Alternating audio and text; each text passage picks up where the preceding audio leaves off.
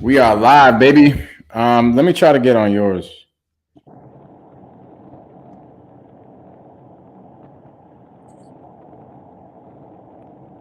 Yeah, I requested to join. Mike is unable to join. Oh, there you go. View request. There you go. Let me see.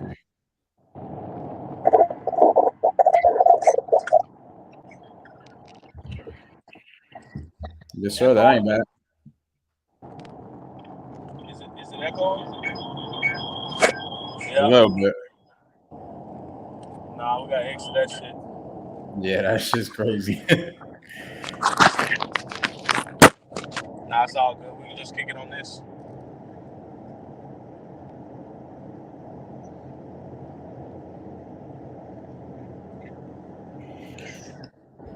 All right, people. Some technical difficulties, but we got my homie here, Rod. Man, Rod, tell the people what's up, baby. What's going on with y'all? How you doing? Can you hear me pretty good? Yeah, man. I hear you loud and clear. To 6450 Roswell Road. Bet. I'm in the car. My bad, bro. Nah, you good, brother. And two. So tell my listeners, who you are, what you got going on, and all that cool stuff. Yeah. So my name is Rod. I'm a real estate investor, serial entrepreneur. My main gig is doing real estate full time. I do other stuff like I have an e-commerce business, and I also have a trucking company that I run. Well, I really don't run it; my uncle does, but it's my business. It's fully hands off for me. But yeah, I'm a serial entrepreneur, man. To be honest, I'm not just a real estate investor. I do a lot of stuff. So That's what this podcast is about, man. This isn't about just real estate. We're the hustlers. This is called the Hustlers Blueprint Podcast. So we're talking everything hustle. And I know if there's one hustler that knows about all the hustles, is Rod. huh? I said I know if there's one hustler that knows about all the hustlers, is Rod.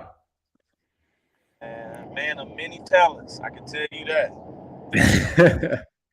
So what do you got right now going on? Like, what does your day to day look like? You're pretty much in your real estate business full time, right? Yeah, like my e-commerce is fully hands off, and then my trucking company.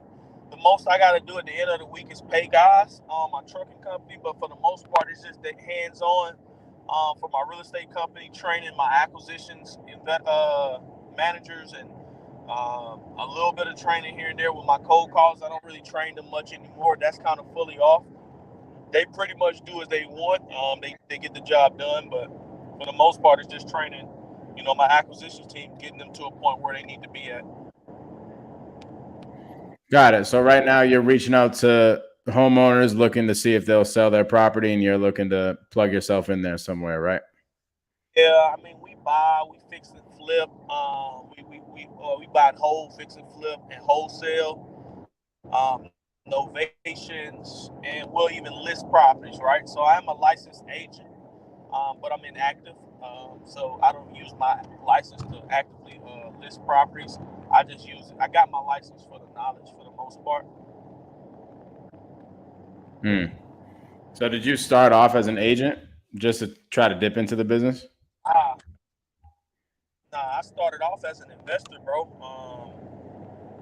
Just from you know, like YouTube, to be honest. All from YouTube. I paid $5,000 for a mentor that knew a lot about real estate, but his intentions wasn't good for me. He used me to help him. I was young. I was able to get access to a lot of things that was reading about on YouTube and stuff like that, and I was telling him. But he was basically just using me. But I pretty much learned all from YouTube, bro. Just locking in every day on YouTube. So you just locking in on YouTube. What was your first deal? Was it a wholesale deal or? Yeah, my first 6 deals. Well, my first 3 deals were wholesales, and then my fourth one was a new construction. So my first deal I found driving for dollars. It took me about 2 weeks to get. Well, actually, it took me about 7 days to get. Damn, bro. Yeah, I drove for dollars for maybe like 2 days straight, and then I didn't call for the next 5 days. The only reason I got my first deal because my mom came in my room one day and was like, yo, I thought you said you wanted to do this real estate stuff. You sitting in here playing Fortnite all on the damn game, screaming at the TV. You need to get up and go get a job or do something. So I started making some calls for the numbers that I had got that day.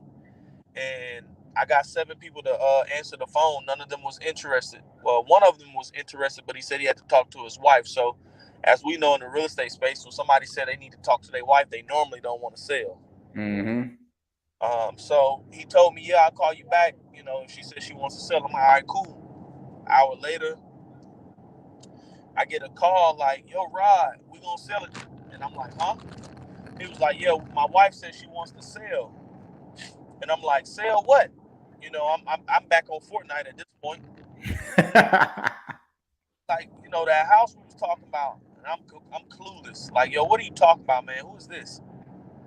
Like, yo, it's Tom. You called me about buying my house. I said, oh, yeah. I had lost all train of thought. I almost fumbled the deal. That's crazy, bro. He said he wanted to sell. I said, how much you guys want? And he said, basically, man, if we can get rid of this mortgage, we'll sell it for what's owed on the mortgage. I'm like, okay, well, how much is owed? He tells me 63,000. I said, well, let's just do 64 for safety. He said, okay, we get a contract for 64,000. This was a Thursday. So, I mean, this was a Friday. So Friday, I got the contract signed, and I didn't even know anything about signing contracts or anything. Remember, I'm 2-3 weeks in just of learning. You were just playing Fortnite, man. You don't know what the damn contract is. I was playing Fortnite and scamming, so I was like, you know, I got to figure out how to get this contract signed. So I went to YouTube. It was a guy, a young white dude. He was maybe like 17 or 18. He had been doing wholesaling for a minute. He had this contract. It was Red Sunbelt or something like that. And it's crazy because the guy ended up following me 2 years later, like this year, like maybe last month. That's fire, bro. And I used his contract to figure out how to sign where I was supposed to sign. So fast forward, this guy ended up reaching out to me asking for advice on something, which is crazy. Really? But so yeah, I signed the contract and I just sent it to him PDF because I didn't know where he was supposed to even sign at or anything. I didn't really care for that part. Let me sign my part and they'll figure out what they need. So you didn't even walk him through the contract? You're just like, yo, do your thing. Nah, I was like, yo, I'm gonna go ahead and I signed this contract. Like, I'm gonna go ahead and see the contract, just sign it, get it back to me. Mm-hmm. Wife went online, put it together, signed it or whatnot. They sent it back. I'm like, all right, cool. I got the contract that Friday. He said, Rod, I want you to meet me out at the house Saturday, man, but I don't want you to say you don't want to buy it once you see what the house looked like. So in my mind, I'm thinking this house is dirt shit. Like, this man finna sell me a piece of stuff. All of that, right? I get to the house, bro. The house is immaculate. It just got trash everywhere. So I'm like, yeah, man, they did a piece of work on this guy. But in my head, I'm like, yo, I know this house ain't that bad because I'm seeing burnt down houses on YouTube, fire damaged houses. I'm expecting the worst going in. I see his house. I'm like, yo, this ain't even bad in my head, but I ain't tell him that. So you had it locked up before that? No, yeah, I had it locked up that Friday, and Saturday I went to go see it. Mm-hmm. So I locked it up or whatnot, and I went out there to see it Saturday morning. We talking about it. He gave me the keys. I'm like, yo, do you care if I bring my contractor in here to see the property? He was like, shoot, I hope you bring your contractor in here to see it. I don't care what you do with the property. I just know we just need to get rid of it. Yeah. So motivation level was on 10. So that's super crazy, bro. I didn't have any buyers, and I remember the guys I was looking at on YouTube was telling me, Rod, you need to go. If you don't know where buyers at, you need to get on Craigslist and Facebook and go to Facebook groups. Well, I knew Craigslist worked, but at the time, it cost to run the ads. I ain't have no money. So, because I came back home from school with scamming, I had about $50, I had $250 left, and I spent all the money. So my last $50, I used that to put in my car for gas to drive for dollars. So I ain't really have no money left to pay for nothing. Damn. So, and mind you, I found this guy's number on a free website called True People Search. So I ain't have no money to go and pay for no Craigslist ads. And I know that people say you got to watch out for people on Facebook groups because a lot of wholesalers will try to JV your deal. And I didn't want it. So Facebook Marketplace was my best hope. So I go through there and I'm like looking on YouTube to figure out how to put a property on Facebook Marketplace. They telling me step from steps. And I must have found one guy who was real bougie. Like he had a nice little PDF style that he made with the picture. So I'm like, you know what? I'm gonna put the same thing on my Facebook thing. I put property, my asking price, and then I put the property location. I didn't even put the address, but I put my full name and I put my number on there. Shouldn't have did that. I posted that Saturday night. No, it was that Sunday morning that I posted it. Posted that Sunday morning, bro. I got up, it was about 8 o'clock. I posted it at 8 something because I was going to the gym at 9. So I posted at 8. It didn't publish till maybe like 8:15 or something. And I ain't have my phone until about 11:30, 12 o'clock after that. So I get my phone and I look at it and there's missed calls. There's like 40 missed calls. I had about 30 text messages. And I remember, at the time I had the iPhone where, you can't really see anything if your phone locked, you got to unlock it to see all your notifications. Yeah. Mm-hmm. My mom was the first name I saw. She had called me 3 times. So in my head, coming where I'm from, I'm like, you know what? Somebody done died. I'm preparing myself as best as I can because either two things that happen.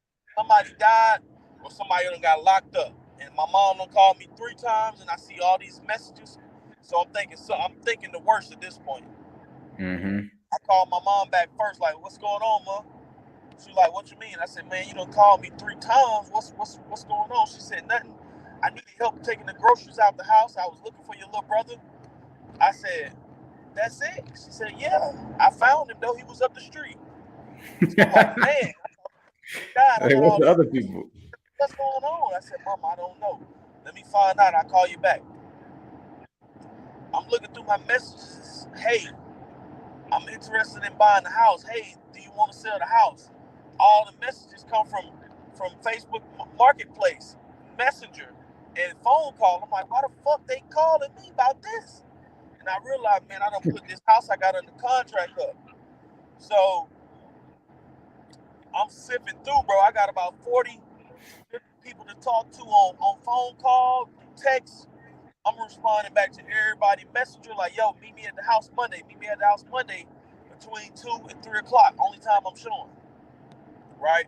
Because I didn't want anybody to give me an offer on the property. They hadn't seen it. Hey, I'm not accepting any offers unless you see the property. So I respond back that message to everybody. I go to the house at like maybe 2:05, 5 minutes late. Bro, it's 15 cars lined up in the driveway. Another 5 cars on the opposite side of the street. You would think it's a block party. Bro, and this is no lie. You think it's a block party at the house and how many cars is there? The neighbors is like, man, what the hell is going on with all these folks? I'm like, yeah, I'm buying this house to get ready to sell it. These people want to buy it. They're like, okay, that's cool. So I'm like, yo, go in to see in the house. Y'all do whatever y'all need to do. Let me know what you think, right? I don't know nothing about negotiations. Nothing at all, Mike. So my head, I'm like, all right. If I talk to somebody out here now, I might fold and tell them what I got it for. They might call the seller. So I'm like, you know what? Mm-hmm. Y'all, I don't want y'all to tell me nothing. You go figure out y'all numbers. Call me when you leave. Mm-hmm. I accepted offers at 8 o'clock tonight. So I stayed out there an hour and a half, 2 hours for everybody to go through walking. I'm hearing guys chat. One guy was like, yeah, I don't know if I could do 70 because I put it up for 70,000. I don't know if I could do 70. Man, I got to get this garage fixed. In my head, I'm like, oh, okay. But somebody had already called me like, yo, I'll buy the property for 70,000. I don't need to walk it. Mm-hmm. So I already knew the dude that was there was beat out, but he ended up being the one that ended up buying it. So everybody calling me, they give me the offers, they give me offers. My highest offers at the time was 75,000. So I said, you know what? I'm gonna go with 75,000. It was that guy. I'm like, in my head, I thought you wasn't gonna go to 70. You told me 75 now. So getting ready to sign the contract with them, a guy called me who said he'll buy it without seeing. I said, yo, you still got the property I'm ready to buy? I'm like, nah. Somebody offered me 75. If I don't see him, I'm gonna sell it to them. He like, I'll match your price, 75. I said, well, you need to beat it, man, because they got me at 75. They seen it. He ain't walked it. He said, I'll do 80. I bet. So I called the agent because he had an agent that was representing him. I'm like, yo, they say they want to buy the property at 80,000. We probably gonna take their offer. She like, okay, I'll see if he go up. So she was like, give me about 2 minutes. I'll call you back. So she called me back like, hey, we'll match your offer at 80,000. They're not going up anymore. I'm like, okay, that's cool. I'm gonna let this guy know you finna buy it for 80 because I told him I was gonna let him get it. She said, okay. Call him back like, yo, they said they're gonna go up to 80. You probably gonna go with them. He like, nah, I'll do 83 now. I'm like, what? I'm like, hold up, let me, all right, I'm gonna take yours. Let me call her back and let her know. Hey, I'm gonna just go with him. He told me 83. He ain't seen it, but I think he's serious. She said, okay, I know my buyers is not gonna go up, but I'm gonna just tell them anyway. She said, hang tight. So she put me on hold. She called me back like, hey, they'll match your offer at 83, but they'll go up to 85,000 or 84. But they want to make sure that I'm not lying. Do you got any proof? I'm like, yeah. So in my head, I'm like, why do I got to tell you proof that they gonna buy the property? But I'm like, you know what? They seen it. I'm gonna just show them proof. Mm-hmm. So I called the guy like, yo, just want to make sure you said you're gonna offer 83 on the house, right? He's like, yeah. I already text you, you know, my company name and information, and I sent you proof of funds.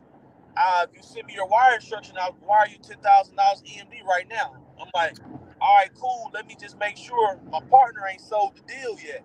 I don't have no partner. Let me just make sure he ain't sold the deal yet, because, you know, I got a partner on this too. He said, okay, just call me back.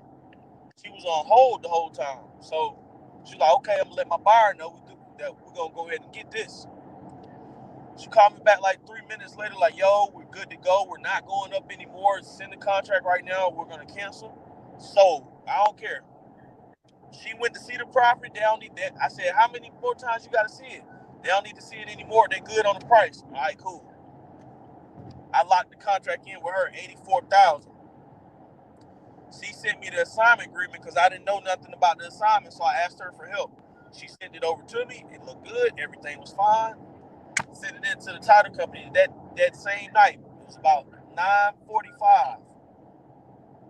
Next day, I got to get a call from the title company like, hey, we're opening escrow, da-da-da-da. I'm like, all right, cool. She asked for all my documents. Mind you, I got a business set up, but I ain't got no bank account yet, bro. So I took the contract from the seller in Rich Realty Investments, LLC. That's my business name, but I ain't opened the bank account up yet. I ain't know nothing about opening the bank account up for the business. So I sent all of that through, and then I get a call next day like, yo, is the house still available? We're willing to offer $90,000 on it. I'm like, Shut up. my name. We want to buy the house. We don't need to.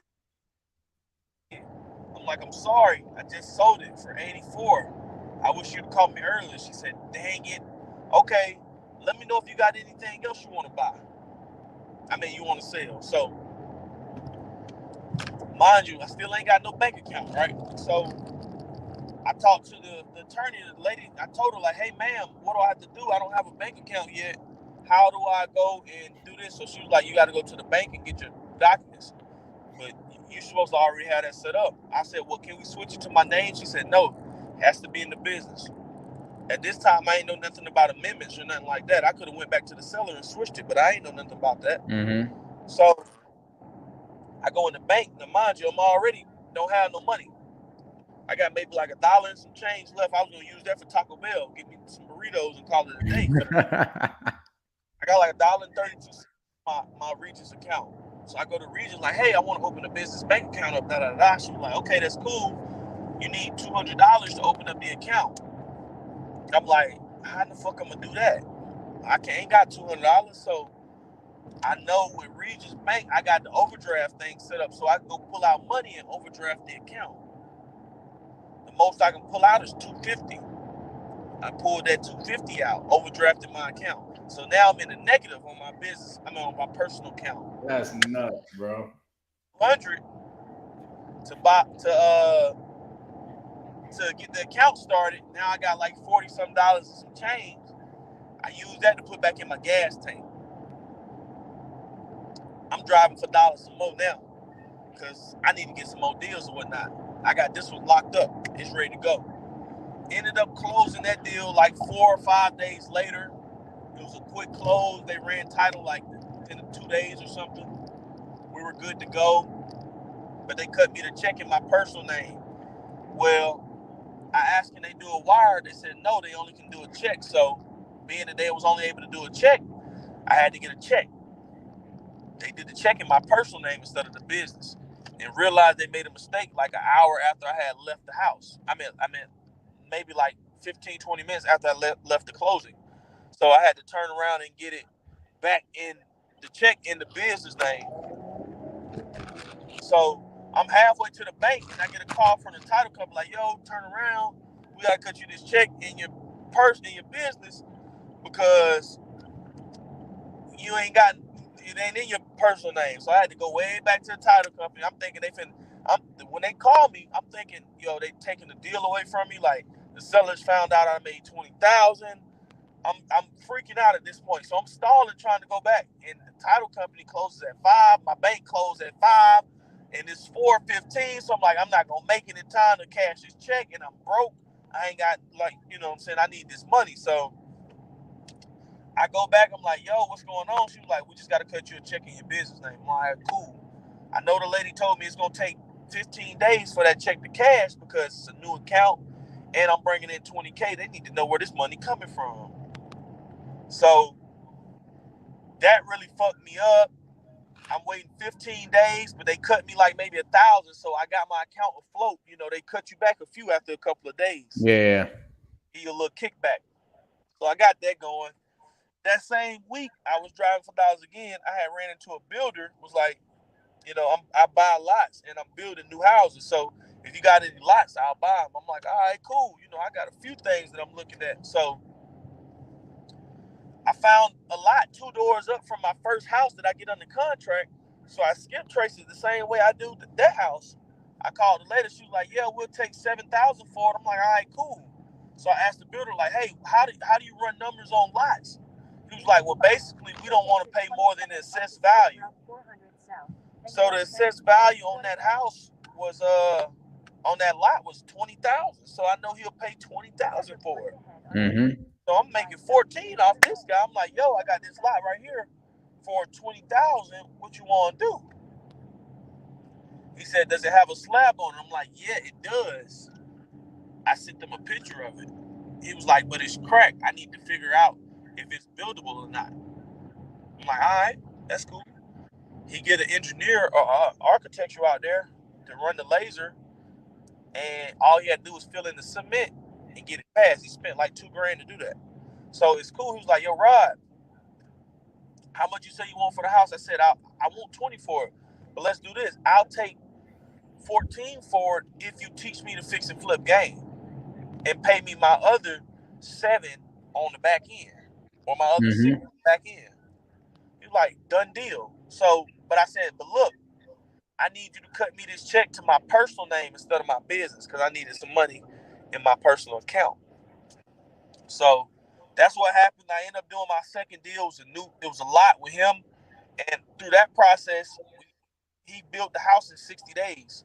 So it was a regular little 1,500 square feet house. And at this time, it was in the midst of COVID, but it was in one of the counties in Georgia where they're not strict on permits. Like, they were still good. Like, COVID wasn't really popping like that. So we were good to go. So I was learning as I was going with this shit. And I learned to fix and flip game. So that's how I got into fixing and flipping. But that next day, after I signed the contract with him, I found another lot. Yo, I don't know if you can buy another lot, but I got another one. The guy wanted $14,000. Assessed value for that one, $22,000. Sold it for him for $22,000, but he couldn't close on that one until he closed on the first one. So we had to wait 30 days. Cool with me? Holy shit, bro! This is a crazy story. So I got 3 deals, bro, and within 2 weeks, all from thousands of dollars. And so I was like, you know what? Now I'm getting hot shot. I'm listening to what everybody's saying. Purchase this, purchase that. So that's what I'm doing. I'm purchasing lists. I'm doing all this crazy shit to figure out how I get more leads in. Because now I'm hungry. I got about 40,000 waiting to be closed on. So, and then they kicked me back like $2 or $3 grand from the first check I got. So I got a little money. I done spent money on PropStream trying to get lists, text them and shit. Excuse me. I don't know nothing about the texting aspect or nothing like that, but I'm just throwing money in the wall at this point. But I got a little money to spend, man. First thing I do with that money, I go and buy a car, put $5,000 down on the car because I ain't have no credit. I don't got good credit because I ain't have no credit, you know. So they hit me with a 16% interest rate on the car. So I got to pay that, pay for the insurance. So I got rid of my little dune buggy, gave that to my mom for her to drive. I got 3 deals in the first 2 weeks. So now it's just like, okay, pay for this cold calling company. They started sending me leads, and I'm closing them at this point. I'm trying to close them. And that's really how I got started, bro. Bro, that's crazy, dog. So you started, was that your first business? I know you said you had a trucking business and another one. Did you start this before those? Yeah. So I got into the trucks after that. I paid for a little trucking course and whatnot, and I got into that business after this. After the real estate, maybe the end of that year, I went ahead and bought 2 trucks, and they're dump trucks. So we basically just lay down gravel and stuff like that on highways and streets and stuff like that. So I got 2 drivers. I paid for a course, maybe like $1,500 to learn how to run 18-wheelers, but the same thing applied for any type of truck, box truck, dump trucks, cement trucks, whatever. So I just took the same concept, and I didn't want to get the 18-wheelers because that was a big commitment. I don't have my class A or B license, so I don't know how to drive that truck. So if it breaks down, I got to be able to get my truck. If a driver don't want to drive it, I got to go get that shit. So I went for something simple as the dump trucks, and I got in dump trucks, and then the e-commerce, all that's online anyway. So I learned that from that, and that was pretty much how I got into. Damn, dog, that's a crazy story. So you started wholesaling, well, I wouldn't say by accident, but like, it was just a series of events within a couple of weeks, and boom, boom, boom, boom, boom. From there, you took off, and this was only 2 years ago. Yeah, bro, this was March of. It ain't even been 2 years yet. It'll be 2 years in March. Yo, Rod, that's crazy, dog. Yeah, it ain't even been 2 years. That's nuts, bro. That really is a crazy story. Even though you said, I know you was like, yeah, I don't really know how to negotiate or anything like that going into it, but you obviously had to have some type of hustle in you. Yeah, nah, for sure. Cause I used to scam. Onto State Route 400 south. So I used to scam. So Toward Atlanta. Then keep left onto that's Route how I was able to be good on the phones. You know, I used to scam Uber, and with that, we was acting like we were customer service reps for Uber. So I was good at talking on the phones because I knew one thing I'm good at, bro. I always knew I was good at talking to people. I Mm-hmm. didn't know how good, but my friends always joke like, "Boy, you can talk yourself out of handcuffs." Yeah, I done did that before. So I knew I was good at talking to people and making people do whatever I want or believe what I want. So I always knew I had that natural gift. I just didn't know.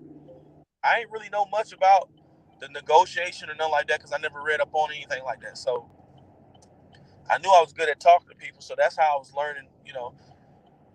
Learning how to talk on the phone with sellers. Like, it was easy. I wasn't really scared of the rejection or nothing like that because hell, I got rejected so many times scamming on Uber. It didn't matter if they rejected me in real estate. Shoot, Or same shit. so I didn't care about the objections on that.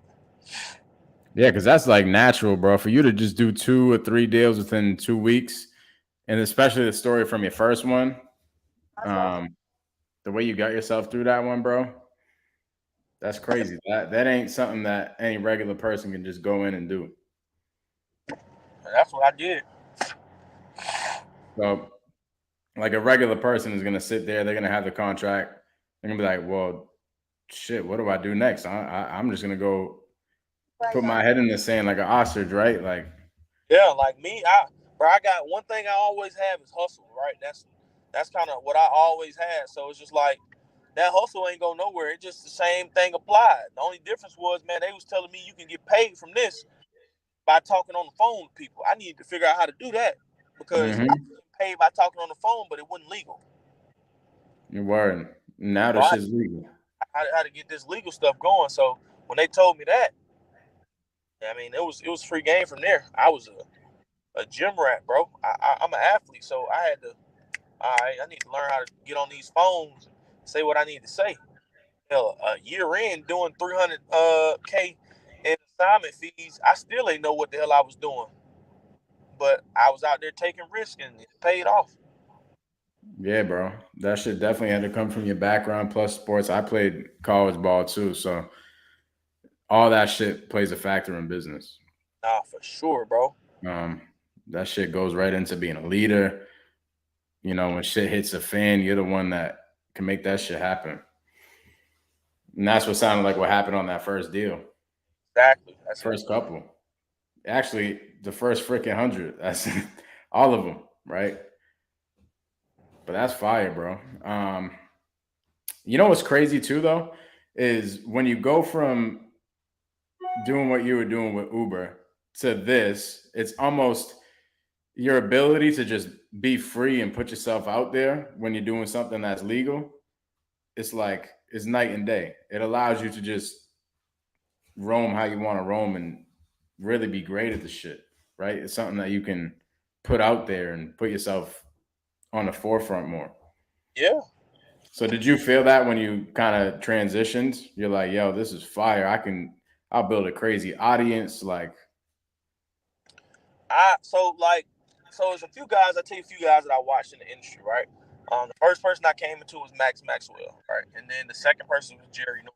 So I was pretty much mimicking what they said on YouTube all day. And then I ran into this All In podcast that's Carlos Reyes, Sal Shakir, and Alex Saenz had put on, and it was this black bald headed dude. And I was like, who this guy is? He was talking about real estate. And so I listened to his entire story, how he did his first deal and quit his job, and he made $5,000, and he didn't get a deal for like the next 3 or 4 months. But moving forward, they ended up linking up with this hedge fund, and they rode this fund for like 2 straight years. They did like 500,000 their first year and like $1 million their next year, and they just been hitting the mill after that. So I'm like, bro, how did this guy right here who was in college that don't really know too much of nothing do that? And now he's blown up. Everybody in this industry looking at him. Turns out that person was Keith Everett. So I'm like, you know what? I got to figure out how I can do the same. He can do it. I can do it. You know what I'm saying? And then I also looked at Max Maxwell. Max Maxwell said he took 3 weeks to learn what wholesale real estate was. He did his first deal and ran up $800,000 his first year in wholesaling in just one county.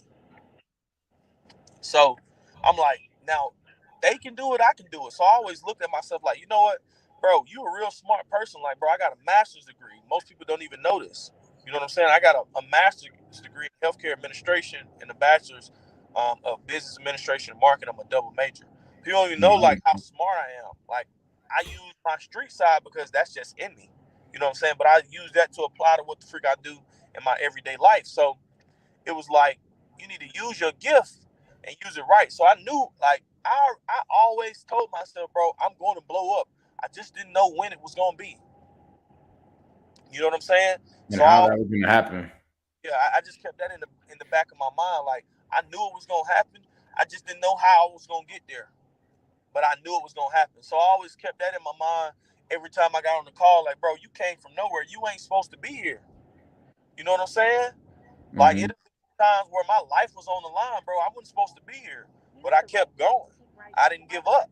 You know what I'm saying? So I always told myself, like, bro, you came from nothing. You did this. Like, boy, I got my mom out from what she wanted to do. She can do whatever she want now.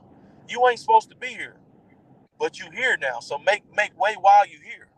So I just keep that in the back of my mental whenever I'm doing something or whenever I'm like, man, forget this. I just want to stop.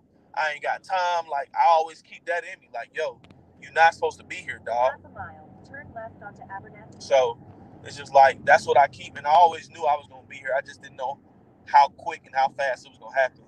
Fast forward. That's powerful, bro. And like, you're not even close to being finished. Like, you got a long way ahead of you, bro. Not even close. For real. It's going to be super nuts. So, everybody winning together, baby. Exactly, bro. So that's my story, dog. That's crazy. That's a motivational story, bro. I know you got to run. You got something to go to, but let's go over what you would do if you were just plopped in a random city. You didn't have no bread. Now this ain't something that's foreign to you. It sounds like this is pretty much what you did, but you ain't got no connections. You don't got nothing. You're plopped on a park bench and you got to go make some shit happen. What's your blueprint? Do I know about the real estate game, or do I just like as you are right now? Rod, gets flew out to some random ass city. Don't got no connections. Maybe he got a phone, and that's it. But you got to go make something happen. What's your blueprint? First thing I'm doing is if I got a car, and I'm driving around that all day, from 8 to about 2 o'clock, all day long, just driving that area. I'm trying to figure out where are all the vacant properties and properties that look like they're in distress. I'm driving for dollars. Mm-hmm. See that house? I'm getting on True People Search and calling them on spot. Hey, I'm in front of your house. I want to buy it. Skip tracing those people numbers, calling them on spot. Hey, I'm in front of your house. I want to buy it. Are you selling it? If they say no, I'm on to the next one. That's the first thing I'm doing. That's the only thing I'm doing. Matter of fact, the only money I spent there is for gas. Mm-hmm. I'm not doing nothing else. You're driving for dollars, and then afternoon you're calling those people and trying to lock up a contract. What are you doing once you get a contract, bro? What am I doing? Going into Facebook groups and calling the local realtor. Mm-hmm. I'm gonna go to Zillow, type in the zip code my property in, and look at every realtor that got a property for sale. I'm gonna call every one of them. Hey, I got a property I'm looking to sell. Do you have any buyers for it? And I'm putting it on Facebook Marketplace. Proof is in the pudding. You're big fast. That's what you did your first time, right? Literally. I didn't do it that way, but an agent got me my first buyer, so I know now the agent connection works. Mm-hmm. To maximize. Hey, I got a property right now. I'm looking to sell. Do you know any investors that'll look to buy it? I'm looking to sell this property. And it'll get sold because the agent may bring a homeowner that got an investor loan to buy it. Mm-hmm. So it'll definitely get sold for sure. Love that, bro. Rod, I appreciate you coming on here, dog. 100%. We're gonna have to see where you're at in a year or so. Yeah, bro. I'm working on some big things right now, but shoot, looking to do some apartment deals, some commercial deals. Just looking to continue to grow and turn it up, bro, and learn. That's one thing I can tell anybody that get in this business or any business. If you the day you stop learning, the day you stop growing.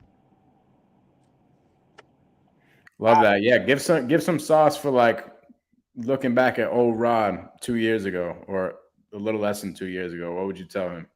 The only thing that changes the power to network with individuals and the power to network with people and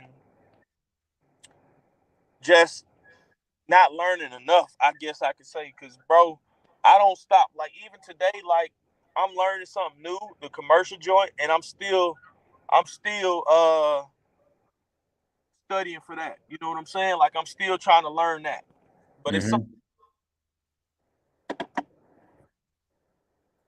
but I'm still learning. So anybody that whatever business, it don't got to be real estate. It could be entrepreneurship. Like, don't stop learning whatever it is that you're doing. Don't ever stop. Just keep learning and keep growing and keep building. Because when you stop, bro, you lose what that focus. And I think that's what kind of led me to keep going. I never lost sight of things. I told myself stop scamming and start making this real money. And that's kind of what I did. Hell yeah, dog. You manifested that shit. That's kind of what got me there. Well, shit, bro. I appreciate you coming on here, dog. What you got? You got some event right now you're going to? Yeah, they teaching the look, I'm learning now. They teaching a Airbnb joint out here in Atlanta. My guy Abraham called me, told me to pull up. So, oh, that's Munif's thing. Yeah, Munif. Yep, guy from Sub 2. Oh, that's what's up, bro. Yep. Yeah, I saw that. My guy Abraham, he hit me, told me to pull up here. He wanted me to get up here and speak, but I ain't not doing that. Why not, bro? They just flew me out to speak at Tony event. Why I'm finna go here and speak? Nah, I'm talking. But nah, I'm just not finna be like, I'm going there to learn more than anything. So yeah, that's my whole. To add to that, bro, the fact that like less than 2 years ago, you barely had $1, and now you're up here speaking on stage, bro. That's crazy. Yeah, bro. So that is crazy. Imagine where this shit's going in a year or two. That's exactly, nuts. Bro. So it's like I'm here for the journey and the growth, and that's kind of what I'm focusing on. Bro, you inspired me. I appreciate you, bro. 100%, bro. Appreciate you coming on here, dog. Nah, for sure, bro. Anytime, let me know. Yes, sir.